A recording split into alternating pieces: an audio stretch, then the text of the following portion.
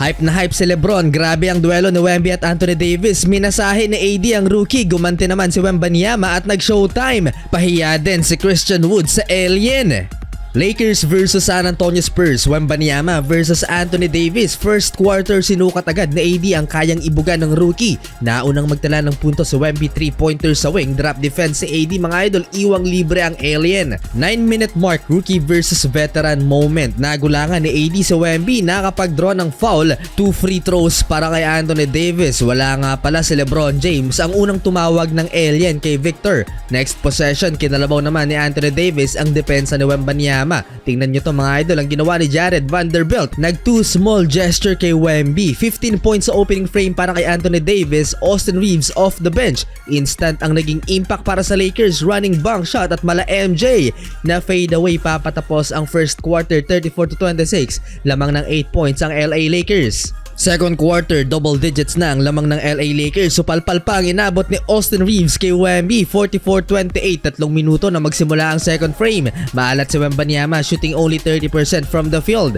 4 minutes left. Kinain na ni Anthony Davis ang depensa ng rookie at pinahiya sa sariling home court.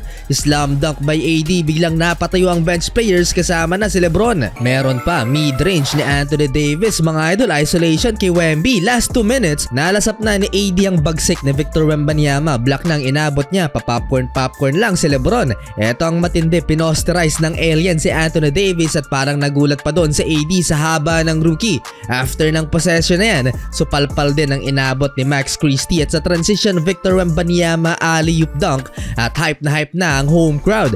Tinapon na ni Lebron ang hawak niyang popcorn.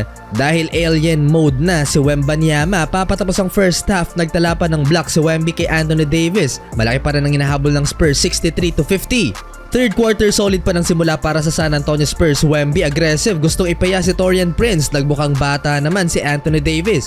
Eto pa, nag-layup habang nasa likod ng backboard si Wembanyama. Ang haba talaga mga idol, nag-mini run ng LA Lakers. Rui Hachimura in transition, easy dunk, 72-56. 15 points ulit ang lamang ng LA Lakers. Madalas na ma-double team si Anthony Davis, hindi gaanong nakapagdomina si AD sa third frame at mga role players ng LA ang kumana. Nagyabang na din si Cam Reddish at nag-2 small gesture kay Devin Vassell. Last 1 minute ng third quarter, Austin Reeves 3-pointer at sa corner naman si Max Christie. Eto mga idol, Austin Reeves full court shot na ipasok. Grabe yung hype ni LeBron James. Tuwang-tuwa siya kay Austin Reeves pero nang review mga idol, naabutan ng oras. Sayang yon. Fourth quarter, totally beast mode si Victor Wembanyama. Eto, pinahiya mga idol si Christian Wood. Focus si Wemby, butata din ang inaabot ni Jackson Hayes, ang rookie. 7-minute mark ng fourth quarter na ibaba ng San Antonio Spurs sa 11 ang lamang ng Lakers. Muling ipinasok si Anthony Davis, Austin Reeves mga idol, tough layup. Touch din si D'Lo at muling lumobo sa double figures ang lamang ng LA Lakers. Nagkaroon pa ng pag-asa ang San Antonio Spurs dahil kay Wemby mga idol, and 1 layup.